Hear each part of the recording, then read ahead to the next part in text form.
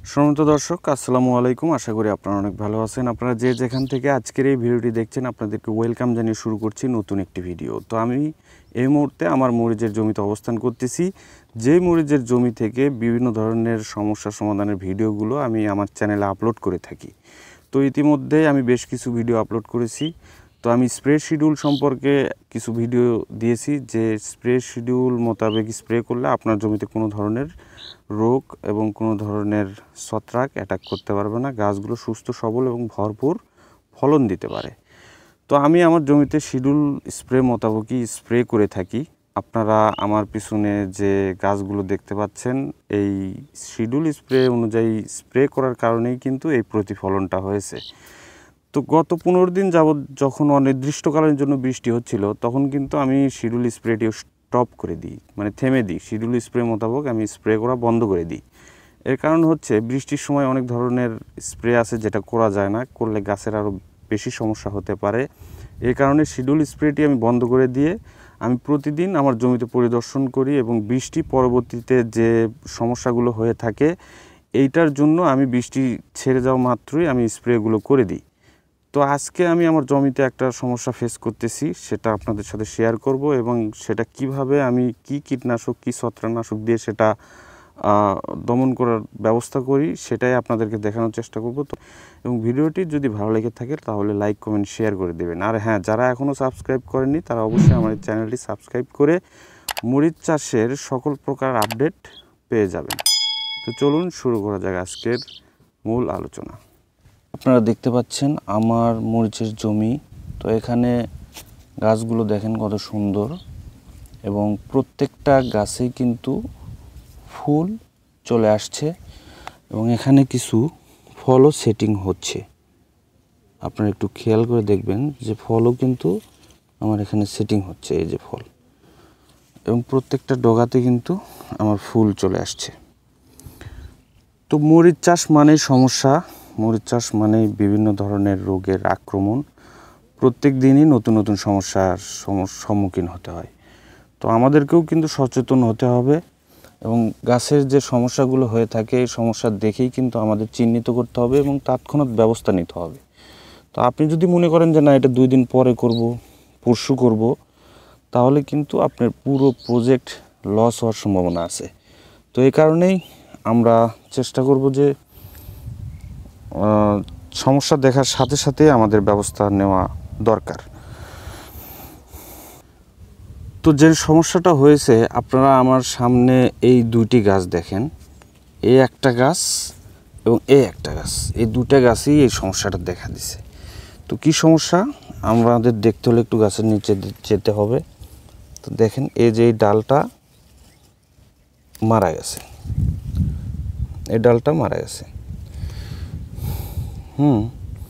এবং এই ডালের ভিতরে এক ধরনের দুর্গন্ধ এবং পচন। তো এটা কিন্তু আপনারা যে সাইড রোগ বলে, এটা কিন্তু না। এই সাইড রোগের কারণে কিন্তু এটা হচ্ছে না। তো এই যে আমার একটা ডাল দেখেন, এই পুরো ডালটাই এই সমস্যা, এবং এই সমস্যাটা আপনার দেখেন এই যে নিচের দিকে কিন্তু নাই, অর্থাৎ ডালের উপর থেকেই এই সমস্যাটা তৈরি হয়। এই উপর থেকেই এটা ধীরে ধীরে, মানে ধরেন এই যে আমরা একটা কালো একটা অংশ দেখতে পাচ্ছি, তো এই রকম একটা জায়গায় এক ধরনের পোকা আক্রমণ করে। এই পোকা আক্রমণ করার পরে এটা ভিতরে একদম পচন তৈরি করে ফেলে, তারপর ধীরে ধীরে এই ডালটা মারা যায়। তো এটা কিন্তু অনেকে সাইড রোগ বলে থাকে। তো এটা কিন্তু সাইড রোগ না, এটা আপনার ডাল যে পচে যাচ্ছে, এই পোকা আক্রমণের কারণে কিন্তু এটা হচ্ছে। আপনাদেরকে কিন্তু সমস্যাটা আমি দেখানোর চেষ্টা করেছি। অবশ্যই আপনারা বুঝতে পেরেছেন যে সমস্যাটা আসলে কোন জায়গা থেকে তৈরি হচ্ছে।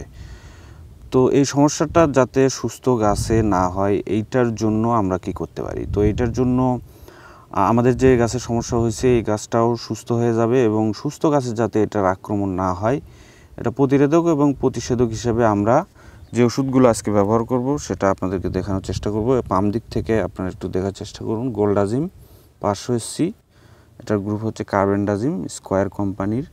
আরেকটা হচ্ছে রিডোমিল গোল্ড, এটা হচ্ছে মেটালিক্সিল এম এবং ম্যানকোজিব। আর দুটো কীটনাশক দেবো আজকে, একটা হচ্ছে রিলোড আর একটা হচ্ছে কারেন্সি। তো রিলোডটার কাজ হচ্ছে, এটার গ্রুপ দেখায় আপনাদেরকে, এটা হচ্ছে ফিপ্রোনিল এবং থায়ামোথক্সাম। এই রিলোড যে পোকাটা আক্রমণের কারণে এই পচনটা তৈরি হয়েছে সে পোকাটাকে দমন করবে। আরেকটা হচ্ছে কারেন্সি, এটা হচ্ছে পাইমেট্রোজিন এবং নিতেন পাইরাম, এটা হচ্ছে বিপিএইচ অর্থাৎ কারেন্ট পোকার জন্য। তো বিভিন্ন ধরনের কিন্তু মাছি এবং হেলোপেলটিস পোকা রয়েছে মরিচের জমিতে, যেই পোকাগুলো আমরা খালি চোখে দেখতে পাই না। এটা কিন্তু আমরা মরিচের জমিতে স্প্রে করে দেবো। এই 4টি কম্বিনেশন ব্যবহার করব আজকে।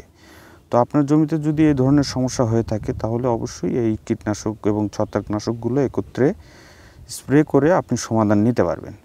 তো এখন বিষয় হচ্ছে কোনটা কী পরিমাণে ব্যবহার করব। তো এখানে গোল্ডাজিমটা হচ্ছে আমরা প্রতি 16 লিটার পানিতে 16 মিলি, এবং রিডোমিল গোল্ডটা দিব হচ্ছে 16 লিটার পানিতে 50 গ্রাম, এবং রিলোডটা দিব হচ্ছে প্রতি 16 লিটার পানিতে 10 মিলি, এবং কারেন্সিটা দিব হচ্ছে প্রতি 16 লিটার পানিতে, এটা হচ্ছে আপনার 25 গ্রামের একটা প্যাক সাইজ। তো এটা হচ্ছে আমরা 8 গ্রাম করে প্রতি 16 লিটার পানিতে এটা সুন্দরভাবে মিশিয়ে পুরো গাছ ভিজিয়ে এবং গাছের উপর থেকে গাছের নিচ পর্যন্ত ভিজিয়ে আমি স্প্রে করে দেবো। এখন আপনার জমিতে 2 ট্যাঙ্ক 3 ট্যাঙ্ক যা লাগে ওই হিসেবে আপনার এই কীটনাশকগুলোর যে ডোজটা বললাম এই ডোজে আপনারা কিন্তু দিয়ে দিবেন। তো পুরো গাছ কিন্তু আপনাকে ভিজিয়ে দিতে হবে, শুধুমাত্র যে মাথায় স্প্রে করবেন তাহলে কিন্তু এটা হবে না। তো সম্মানিত দর্শক, আপনাদেরকে কিন্তু আজকে যে সমস্যাটির কথা বললাম এবং যেটা দেখালাম, এটা কিন্তু এই কীটনাশক এবং ছত্রাকনাশকগুলো ব্যবহার করে আপনি আপনার গাছকে সুস্থ রাখতে পারবেন। তো আশা করি ভালো থাকবেন, সুস্থ থাকবেন, এবং এই ধরনের ইনফরমেটিভ ভিডিও এবং উপকারী ভিডিও পেতে অবশ্যই আমার এই চ্যানেলটি সাবস্ক্রাইব করবেন। আগামীতে নতুন কোনো ভিডিও নিয়ে আসবো। সে পর্যন্ত সুস্থ থাকুন, ভালো থাকুন, আল্লাহ হাফেজ।